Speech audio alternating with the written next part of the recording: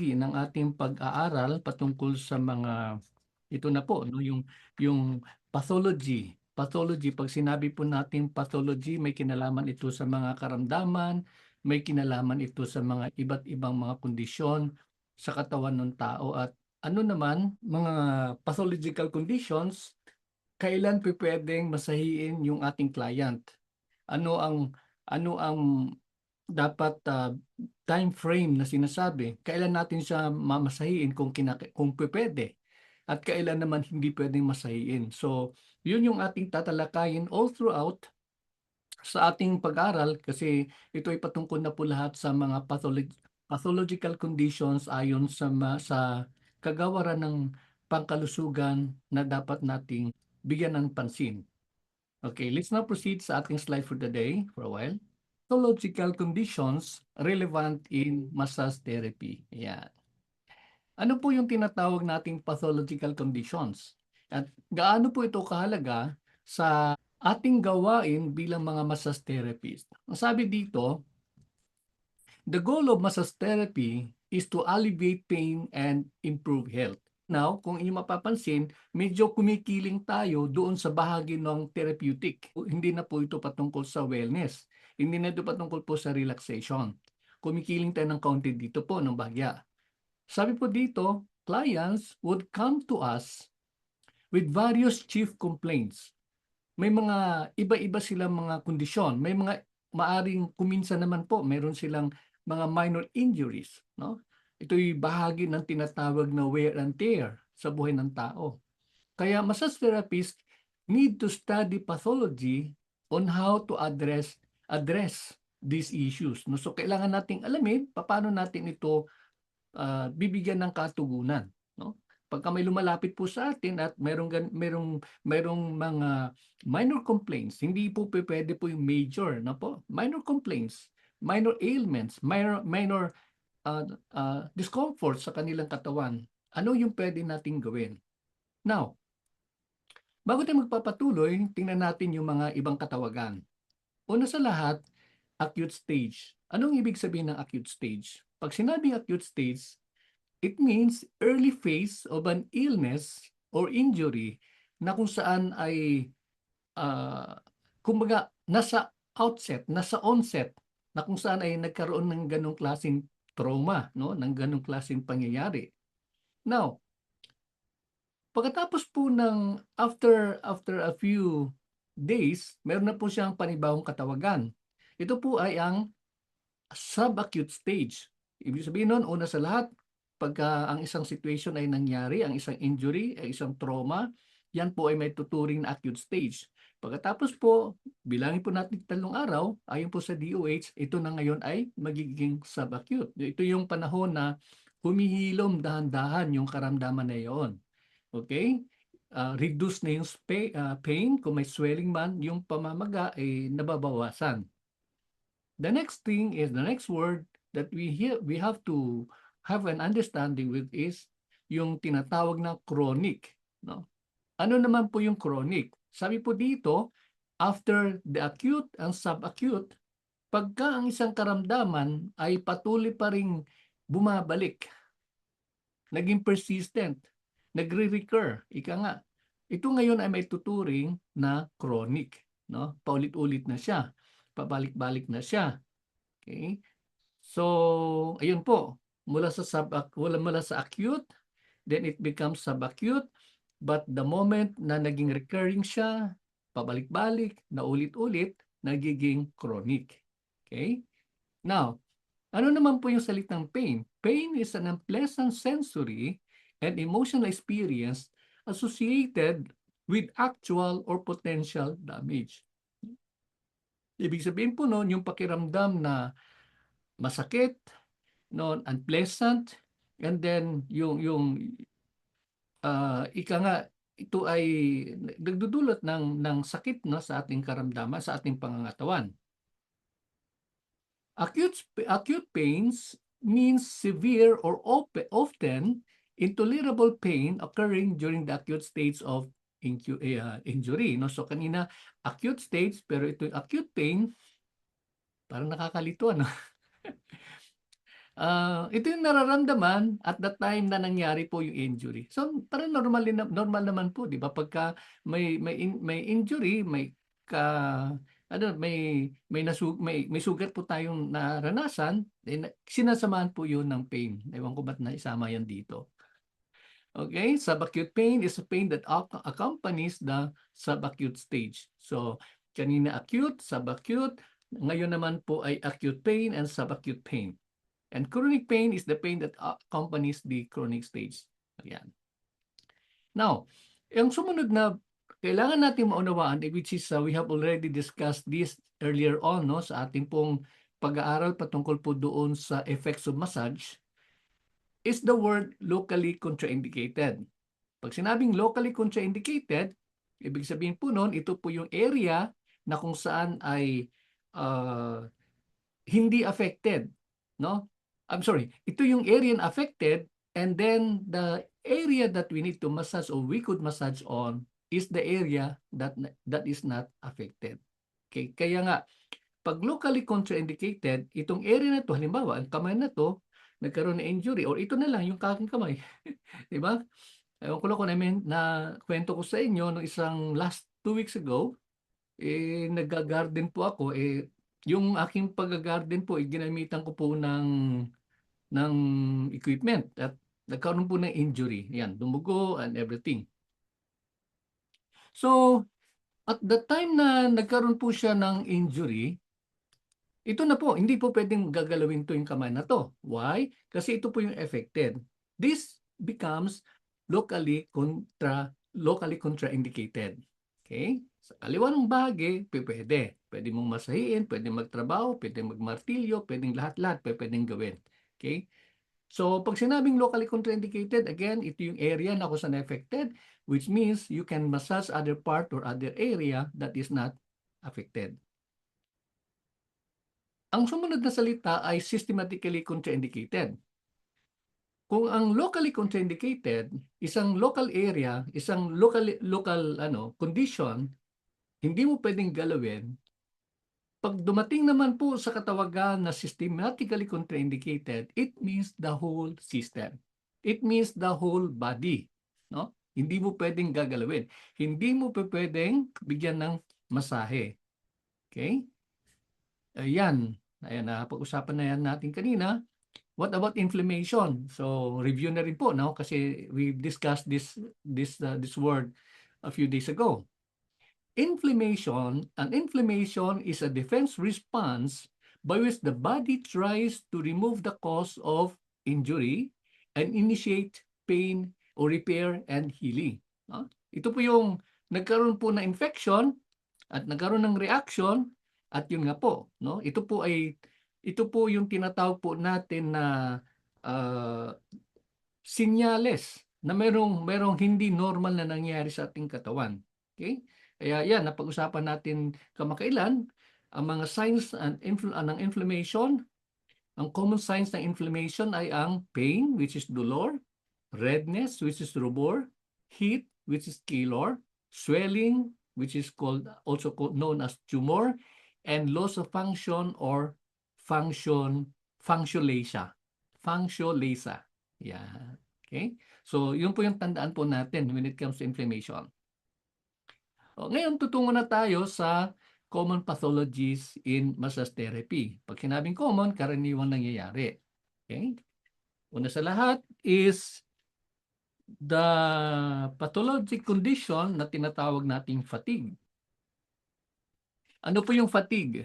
Fatigue is a feeling of extreme tiredness, no? Labis pong pagkahapo,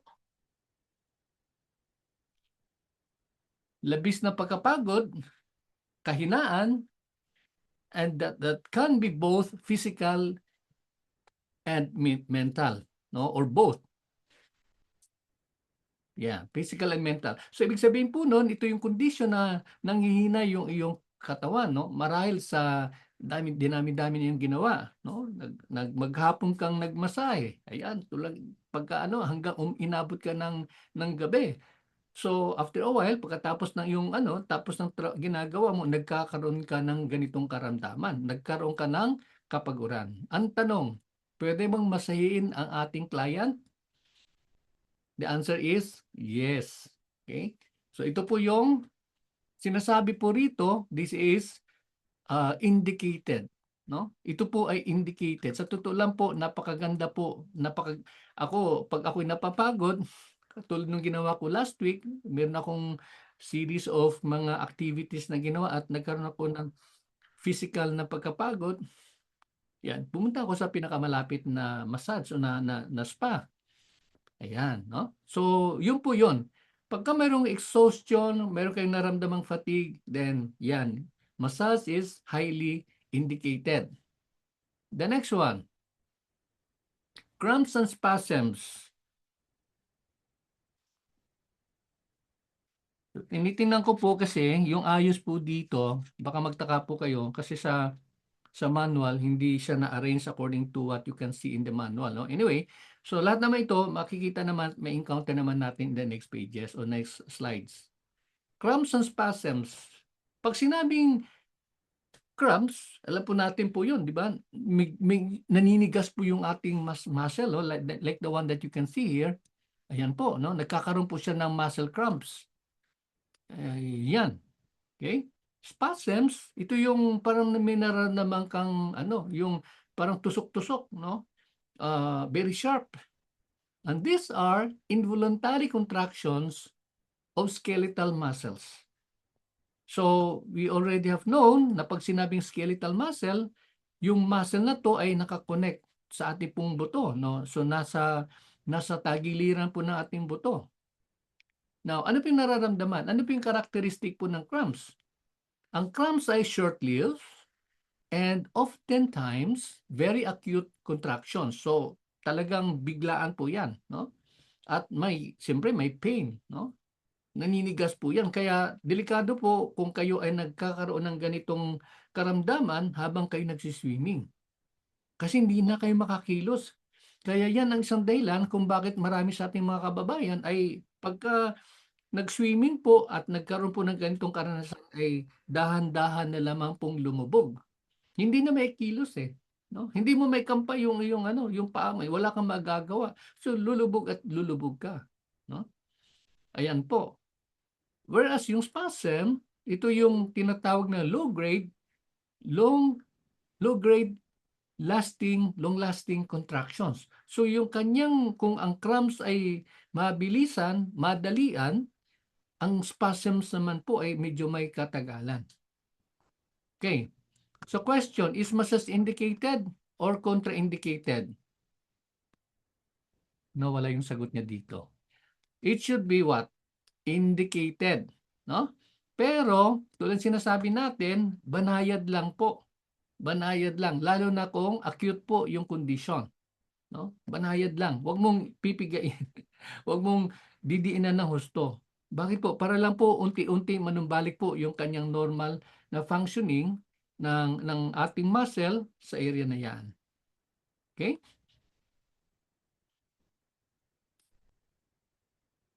The next one is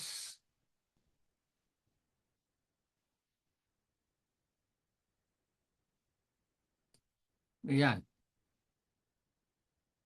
Oh, sige, okay. Ayun po lang yung sagot po niya. Locally contraindicated. No? So, yan. Tuloy sinabi po natin, ito po yung affected area. Pwede mo, huwag mo siyang gagalawin kung hindi pa gagalawin mo yung unaffected area. But in reality, pwede mo siyang masahin pero you don't put in any hard pressure. Okay? For subacute cramps, massage is indicated. No? Ibig sabihin po no, lumipas na po ng matagal, pwede mo na po siyang i-apply po yung karampatang pressure na ika nga, kung saan po yung client po natin ay natutolerate niya po.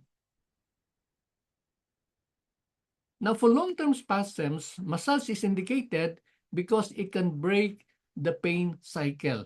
Ito na po yung sinasabi po natin kanina, kapag ang spasm o yung ah, yung ah, yung paninigas niya ay tumagal na po, no? Lumipas na po ilang araw, pwede na po siyang gawan po ng masahe upang sa ganon ay mabi-break po yung tinatawag na pain cycle. Okay? Pero again, ang akin lang pakiusap, lagi nating isangguni sa client kung kakayanin niya po kasi at the time na gagalawin po natin yung affected area na yan, it could be a little painful, no? But depende pa rin po sa tao kasi may mga tao po na ang kanilang tolerance level sa pain medyo mahaba, medyo malalim. Kaya kahit na nangingiwi na sila, okay pa rin, nakakayanan pa rin po nila. Okay? So ulitin po natin, pagdating po sa cramps and spasm, locally contraindicated, no? So you could do freely doon sa area na hindi affected, whereas tulad na nabanggit na po natin, depende po, you could, if the client would ask for a massage in this area, kung sakasakali naman po, pwede for as long as kakayanin po ng client, no? Kakayanin po ng client. Next.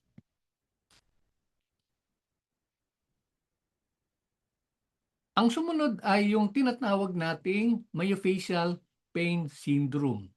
Okay? Or sometimes called MPS. Ano po yung MPS? Pag sinabing MPS, ito ay mayroon pong paninigas, no? Tightness or tension sa iba't ibang bahagi ng muscle or ng katawan sa likuran, no? Halimbawa, ito sa image na to, sa likuran.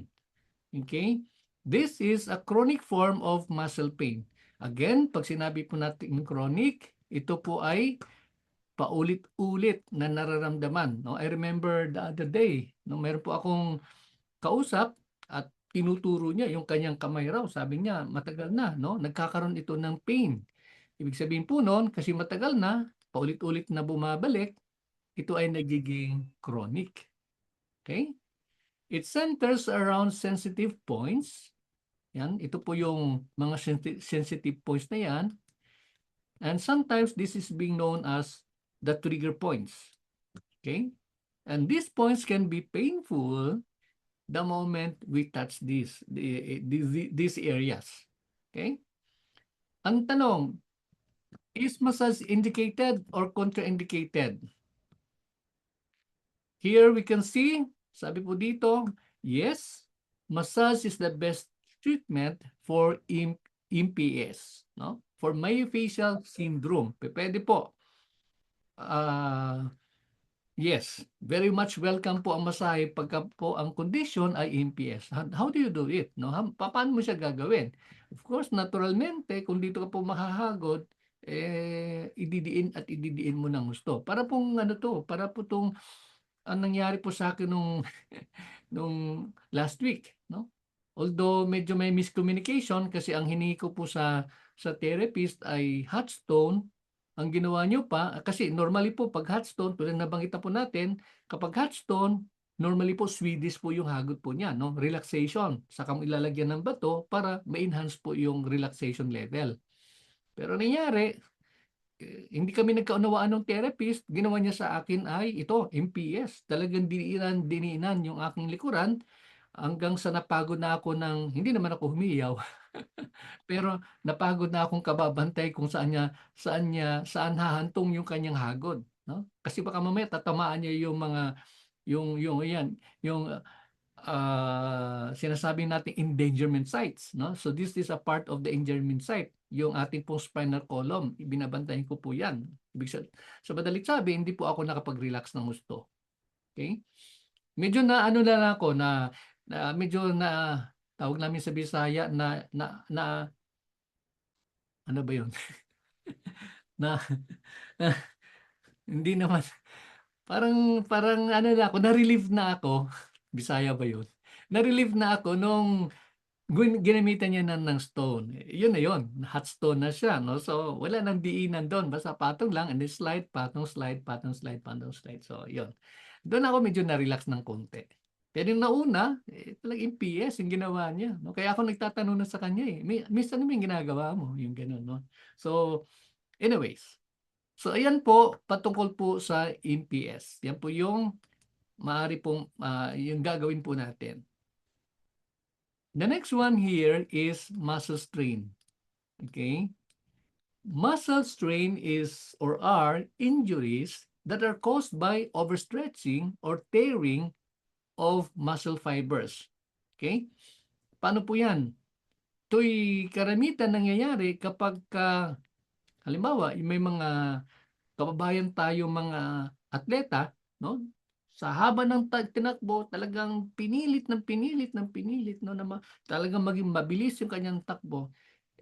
In the process, pagka nasobrahan po yung exertion po ng effort na yan, nasobrahan po ng movement po ng muscle na yan, then nagkakaroon po ng muscle strain, no? That's what you can see here, no? And alinsunod po diyan, kasama po may pain po yan, meron pong stiffness, at mayroon pong tinatawag na palpable heat. No, maramdaman po, mainit-init po yan. Okay? Question, in cases like this, pwede bang masahiin? Sabi po dito, yes, massage is indicated to cause production of useful scar tissue and reduce adhesions and reestablish what? ROM. Ano po ibig sabihin ng ROM? Range of motion. Ibig sabihin yung kakayahan po na igalaw po yung paa na yan. No? Kailan po, ang warning po natin po dyan, talagang maging masakit. Okay? Kasi ano po yan eh, uh, ito po yung condition na masasabi po natin uh, at the onset na may pain, yung injury na yan, yung trauma na yan, gagalawin mo. Okay? Pero word of caution, kinakailangan alala lang po at lagi po nating tatanungin sa ating client kung kaya niya po ang pressure na ating ipinapataw sa area na yan. Next.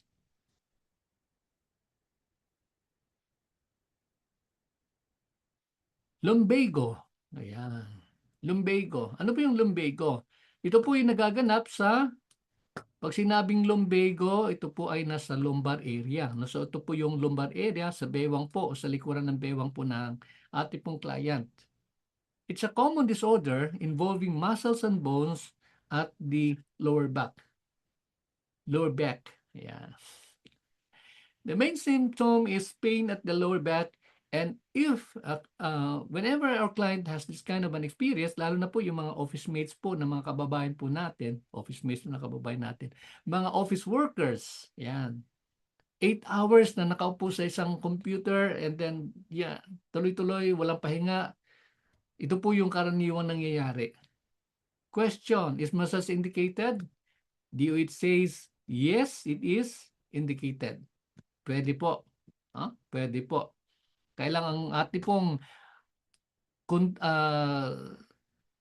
word of caution po ay dito sa spinal column. No? Ingatan lang po natin, wag po natin ibigyan po ng diin dito po sa spine. Why is that? Kasi po ay tinuturing na endangerment site. Endangerment site. Meaning to say, you have to do extra or be extra careful in dealing in this area, no? Sa spinal column.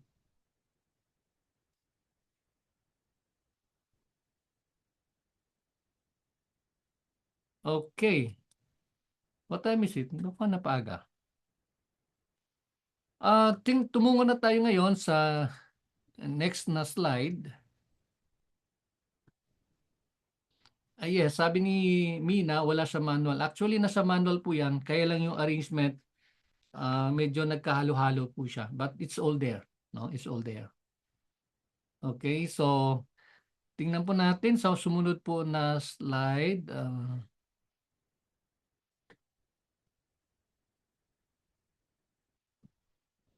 Okay.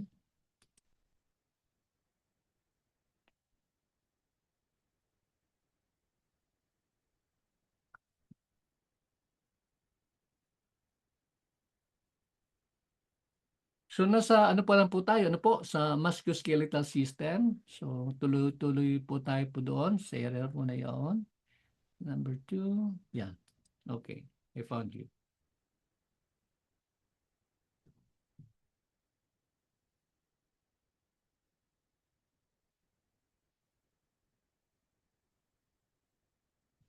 Okay.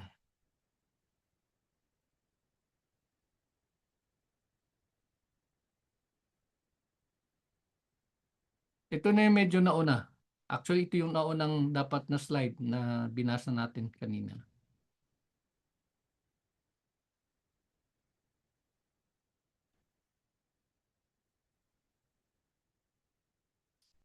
Hindi nyo pala nakikita. Ito po, sorry. Okay. So there you are.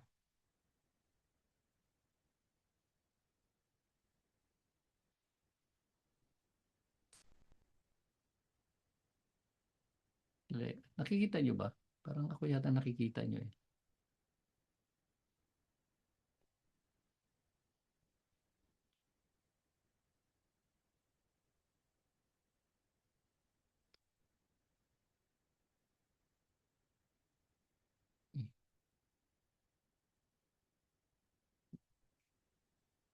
Dali, makita ko nakikita nyo. Okay, this one.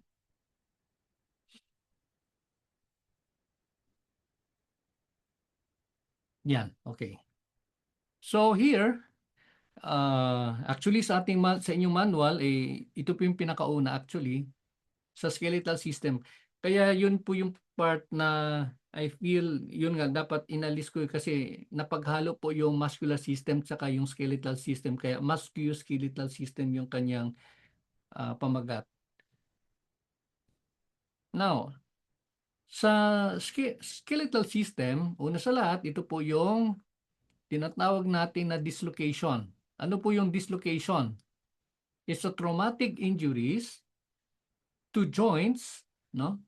To joints in which the articulating bones are forcefully separated. Articulating bone. Yung pong nakausli, no? Halimbawa, ito po yung ganitong sistema, nakausli po to or yan, natanggal po sa kanyang kinalalagyan. And this could happen as a result of trauma sa pamamagitan ng pagkahulog or maaring sa pamamagitan ng suntok, no? Sa pamamagitan ng isang force sa isang puwersa. And they are most common particularly sa mga bahagi na mayroon pong mga joints, no? Halimbawa, sa balikat and sa mga kamay, sa hip, sa bewang, sa tuhod at maging sa ankle, no? Sa bukong-bukong. Question, is massage indicated or contraindicated? Ang sabi po dito, massage is indicated in the subacute stage. So what does it mean? It has to be within a little 3 days, no? After ng trauma. Ayan. So ibig sabihin po noon, magkaroon po muna ng araw po na hayaan lang po natin, no? Na mabawasan po yung pain, okay? Or yun po, at least mga 3 days pwede nating masahin. However, sabi po ng DOH, it has to be within the tolerance level, no? Yung kung saan ito'y kakayanin ng client, no? Kasi masakit po 'yan eh. Masakit po 'yan. But normally, pagka ganito pong trauma, normally po, 'di ba? Lalo kung tayo po ay may kakilala pong mga doktor, dinadala na po ito sa doktor agad, no? Ang atin lang po dito, ang masahe pwede lang pong gawin natin kapag katulad po ng sinabi po rito, nandun po siya sa subacute stage, no? So ibig sabihin po noon, lumipas na po yung mga ilang araw, 3 days at most, and then pwede na siyang masahiin. Question, pwede mo bang ibalik yung na-dislocate? Hindi po. Hindi po natin pwedeng gawin po yun. Ano po? Ang sa atin lang po, para maibsan yung nararamdaman, pwede po tayo magbibigay po ng masahe. But given the situation, sa tingin ko po, ito po kasi ay isang medical condition, mahalaga po na isang guni po natin sa mga doktor, no, sa mga medical practitioners kasi sila po yung mas nakakaalam kung kinakailangan pong remedyohin sa pamamagitan po ng masahe. Now, ang ating pong lamang nagagawa bilang mga massage therapist ay nakakatulong po tayo na maibsan yung anumang karamdamang mayroon alinsunod po sa ganitong sitwasyon. Okay? Dislocation.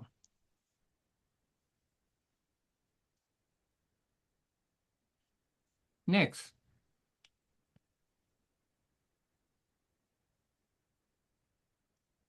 Fracture. Yan. Magkahalo-halo nga. Kasi sa kabila, fatigue yung nauna. Fracture. Ano po yung fracture? Simply put, pag sinabing fracture, ito po ay pagkaroon po ng bali. No? This is any kind of a broken or crackled bone, and it's painful enough, no? And causing loss of function. Diba? Sabi natin kanina, LASA, function LASA. No, hindi po maikikilos yung bahagi po na affected. Okay? Hindi po natin malalaman kalimitan kung hindi po ito ginagamitan po ng X-ray to kung ano po yung extent ng kanya pong pagkabali. No? And in this illustration, we can see that there are many types of bone fractures. Number one, we can see here is transverse. Pag sinabing transverse, ito po ay 45 degrees, no? Direktahan po yung pagkabali niya. Ang sumunod naman ay linear. This is along the muscle and the bony area na affected, no? Pahaba po yung kanyang latak. Ang sumunod, oblique. Pag sinabing oblique, ayan, patagilid, no? Parang sa CAT nung araw, di ba? Oblique, march. Ayan. So instead na ganun ang lakad, tumatabingi. Yan po yung oblique. Pag sinabi naman pong oblique displaced, ito po yung talagang nabali na po siya, no? Na hindi lang siya dislocated, hindi lang po siya nagkaroon ng crackle, hindi lang po siya nagkaroon po ng hiwa, talagang nahiwalay. Ayan. Ito po yung tinatawag na oblique displaced. The next one is spiral. Bakit po spiral? Kasi ang kanyang pagkabali ay tila pa ikot, no? Pababa, parang spiral staircase. Pag sinabi naman nating green stick, ang kanyang bali ay nasa bandang tagiliran. Okay? Yan po yung green stick. What about yung comminuted? Yan. Comminuted naman, nagkaroon po ng mga splinter, no? So siguro yung impact mula sa taas hanggang mula sa baba, yan, nag-cause po ng pagkadurog po ng mga bone dito sa area na to. No? So may bali po siya at meron po siya mga splinters. Question, is massage indicated? The answer is subacute. In subacute cases, meaning again, after 3 days, pwede mo na siyang masahiin. Indicated na po ang masahe.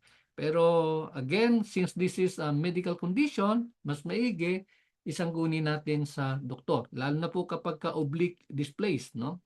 Kasi it will take months bago yan maiayos. Kaya, pero kung ang naisin lang po natin o ang naisin nating client, may ibsan po yung kanyang anumang mga karamdamang masakit sa bagay na yan, pwede naman po, no? For as long as, ayun nga, maging maingat lang tayo sa pagmamasahe na hindi po magkaroon ng direct na effect doon sa fractured area. That's about the fracture. The next one is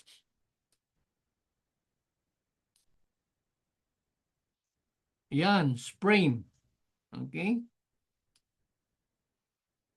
So, ang sprain, katulad na banggit na rin natin kanina, ito po ay kung ang ligament or a band of tough tissues that connects the bones is stretched beyond its capacity, no? Ito sa illustration na to, ito'y ano na natalisod, no? Natalisod, no? Nagkaroon po ng pagkatalisod. Ayan. So ibig sabihin po yung ligament na 'yan ay nabatak, no? Nabatak. And it's most commonly experienced sa ankle area and may occur in the knee, the wrist, and other joints as well. Question, is massage indicated or contraindicated? DOH says, massage is locally contraindicated. Okay? Pag-acute po na stage. So, ibig sabihin po nun, ano pa lang po, sprain pa lang po. Kapangyayari pa lang po. So locally contraindicated. However, after 3 days, yan, pwede na po, no? That's already, it could be massage already. No? Pero again, the rule of thumb is work within the tolerance level of your client. No? Kung ano lang kaya po niya, doon ka lang po. Doon ka lang po mamamalagi. No? Huwag mong hihigitan. Huwag mong susobrahan. Okay? The next one here is hernia. Herniated disc or hernia. Ano po yon? Ito po ay problema patungkol po sa rubbery disc that cushions the bones in the spine. Nasanay ako ng aking kaibigan. Nakasabit yung isa eh. But you cannot see it here. Okay? Ayan po. Oy. Mahirap galawin yung aking camera. Pag ginalaw, mahirap ibalik. Okay. So, ito po yung part na to. Kung makikita nyo po, turo ko na lang. Yan. Hirain ko ng konti. Ito po ay parang rubbery disc. Yan. Dito po sa spinal column ng tao. Hindi makita po dito. Pero yun, sa spinal column, meron po siyang rubbery disc. No? Sa pagitan po ng mga buto ng spine. Ano po nangyayari? Kapag yung cushion po na yan ay nagkaroon ng protrusion, no? Nagkaroon po ng ano ng kumbaga nagkaroon po siya ng displacement. Kumbaga, yan po ang dahilan ng pagkakaroon ng tinatawag na slip disc. Okay? This occurs when one of the discs protrudes through a crack or tear in the tough outer layer. So ito po yung bahagi po, andali, pwede ko yata, hindi ko na pwede maano tong image na to. So ito po yung part na yon po. Nagkakaroon po ng slip disc, no? Nagkakaroon po ng protrusion. Okay? So masakit po yan, ano po? Ngayon, ang tanong po dito is massage indicated or contraindicated? Ano pong sagot ng DOH? Massage is indicated in the subacute stage. So again, after 3 days. Ayan. Pwede pong masahiin. No? So, yung area na to sa likuran sa spinal column, but again, since this is within the what we call as the endangerment site, mahirap pong isulat po dito, maingat lang po tayo. No? Lalo na't meron pong condition. Meron pong medical condition. Okay? Yan.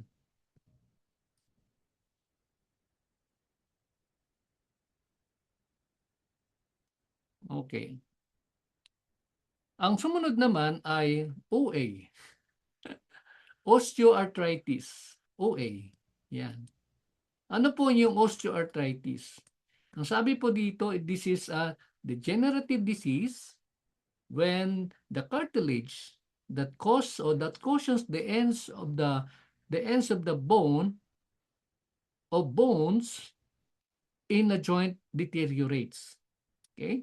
So, di ba napag-usapan natin sa skeletal system, ang pagitan po ng dalawang mga buto, mayroon po siyang cushion. No? Mayroon po siyang ibig sabihin taga-ingat po, no? Na hindi magkaroon po ng direct na movement sa mga buto. Ito po ay dahilan po doon po sa cartilago na to na namamagitan, no? Ay wala po niyan. Pero in the other room, meron po ako ng ganung maliit po na illustration ng ganyan. Okay? So, dahilan po sa habang pansinin po natin yung salitang degenerative, no? Ito po ay normally nangyayari sa mga elderly persons, no? Degenerative disease. Pagka napudpud na po yan, ayan, nagkakaroon po ng osteoarthritis. Inflammation po yan, no? This is, yung cartilago na yan ay nagkakaroon po ng, naging manipis na po at nagkukos po ng inflammation. Okay? So, Mali po yung aking sa illustration po natin, ito po yung normal and this is where the osteoarthritis is, no? So yun po yung kanyang anyo, no? Wala na po napudpud na po yung kanyang cartilago po dito. Question, is massage indicated or locally or contraindicated? Sabi po ng DOH, locally contraindicated. However, for subacute stage, it becomes indicated. No? 3 days again. 3 days again. Ayan. Okay. So, it's getting more exciting. Ano pa po? Tingnan po natin yung next slide.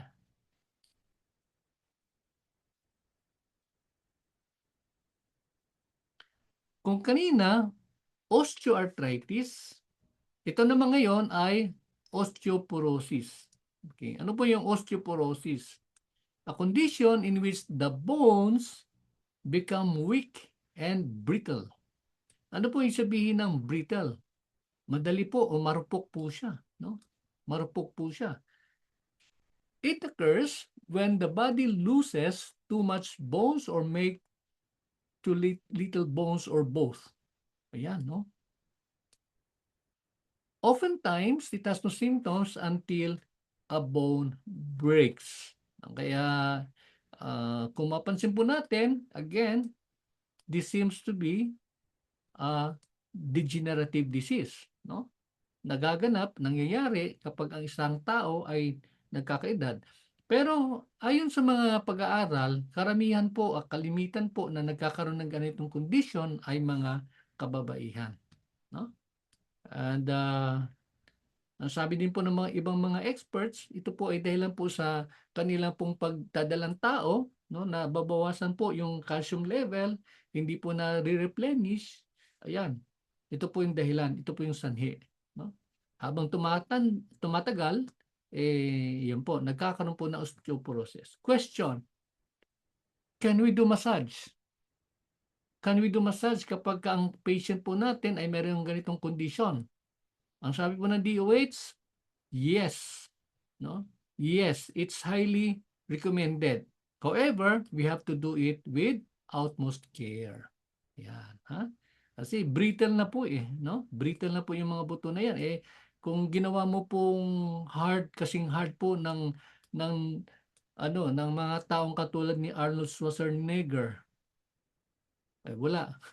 Mapuputput po yung mga buto na to, no? So kailangan po we do it with TLC, tender loving care. Ayan, no? TLC. Ingat lang po.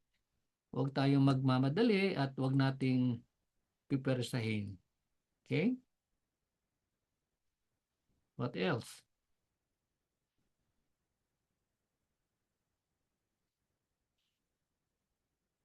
Ang sumunod ay yung tendinitis or sometimes called as tendonitis. Ano po yung tendinitis or tendonitis? Sabi po dito, this is a condition in which the tendons are inflamed, irritated, or swollen. Tandaan po natin, 'di ba, pag sinabi natin ang isang salita ay may TIS, no? Halimbawa, tulad ng tonsillitis, no? Tendinitis, appendicitis, yung mga ganun. It means meron po siyang inflammation, no? Meron po siyang inflammation, meron po siyang pamamaga, meron po siyang infection, posibleng ma-infection. Okay? So, ayun po. So, in this case, ayan, meron pong pamamaga o meron pong inflammation yung tendons. Okay? This happens kapag overuse or meron pong sudden injury, meron pong trauma due to medical conditions. No? So, inflammation of the tendons. Question, is massage indicated? Sabi po dito, locally contraindicated for acute. So, pagka at the onset of the pain, of the trauma, of the injury, hindi pwede. However, as days passed, pwede na po, no? Ngunit, again, the rule of thumb is it has to be done in a what? Under the tolerance level ng ating client. Okay? So, meron pa tayong 6 na minuto. Let's take a look at the next slide. Ayan, no? Medyo palalim ng palalim yung English nito, no? Kanina, tendonitis, ngayon naman po ay tenosynovitis. Aba, patindi, ano? Tenosynovitis. Ano po yung tenosynovitis? Ganun pa rin po, no? Inflammation of the tendon. However, meron po siyang kasama na po, may kakampi na siya. Yung surrounding na tinatawag na synovial sheath. Yan. Ayan, yung synovial sheath na yan, ito yung yung membrane, yan. Nagkakaroon po siya ng inflammation. And sabi nga dito, tendons are strong cords that attach to muscles and the bones. O, yan. Sa madalit sabi, kung kanina po ay tendon lang po, may inflammation, ito na po ay yung may mga kaakibat ng kanyang tinatawag na mga synovial sheath. Yung sheath na yan, para siyang ano no? It's a membrane, no? Mga hibla po siyang paba na kung saan ay kapag nagkaroon ng ganitong inflammation ang isang tao, nagkukos po siya ng pain, ng swelling, and even tenderness. Okay? Kaya lang, di natin makikita yun Pagka, how would you know? Hindi natin alam po yan. Hindi natin nakikita sa totoong buhay po. Ako personally, wala akong nakitang ganitong condition. Pero, katulad sinabi po natin, once na tayo ay ni-refer sa atin ng ating ng doktor, no, dinala sa pinapunta sa atin kasi maaari siyang nagko-complain ng mga ng karamdaman na hindi niya maintindihan. Ayan. DOH says kapag acute, locally contraindicated, meaning you don't touch this area. However, kapag umabot sa subacute, well, sabi nga, very much indicated. Yan, pwede na po. Pwede na po. Okay? So, ang rule of thumb is kapag acute, normally po, kung matitingnan po ninyo yung pattern, pagka acute po yung condition, normally po, locally contraindicated. Pagka nag-fall na po siya under subacute after a few days, then it becomes indicated. Okay? So, masaya naman po tayo pagka ganun. Kasi meron po tayong kita. Okay? Oh. Kaya mahalaga po, alagaan po natin yung ating po mga clients. Ano po? Tayo na nagkaroon po ng ganitong training, at least we know what to do. At least we know how to deal with them. Particularly sa kanilang mga ganitong condition. Okay? So, it's almost done. We're almost done. Last na lang siguro. Okay, we're done actually. Okay, so I think that's all for today. Ating pong sa pag-aaral po natin, but if you look at our notes,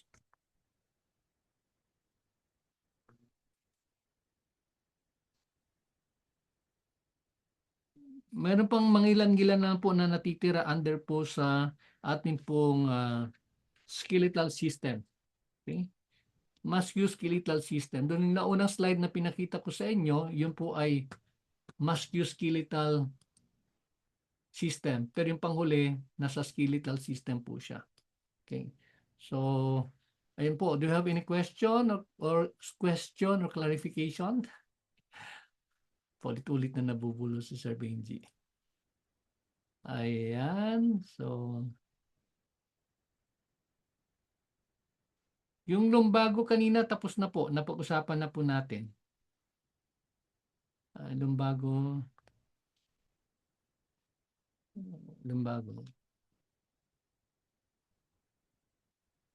Yeah. Let's check on that later. Baka may encounter natin po. Okay, so wala na pong tanong.